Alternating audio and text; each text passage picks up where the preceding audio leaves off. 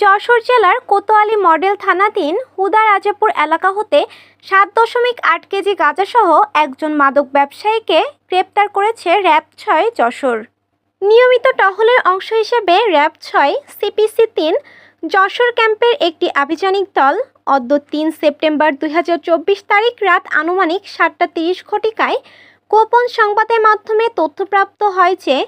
যশোর জেলার কোতোয়ালি মডেল থানাধীন ইসালি ইউনিয়নের হুদা রাজাপুর এলাকায় কতিপয় ব্যক্তি মাদকদ্রব্য কাঁচা ক্রয় বিক্রয় করার উদ্দেশ্যে অবস্থান করছে। প্রাপ্ত তথ্যের ভিত্তিতে আইনগত ব্যবস্থা গ্রহণের উদ্দেশ্যে উক্ত আভিযানিক দলটি 1 তারিখ রাত আনুমানিক 8:15 ঘটিকায় যশোর জেলার কোতোয়ালি মডেল থানাধীন ইসালি ইউনিয়নের হুদা রাজাপুর গ্রামের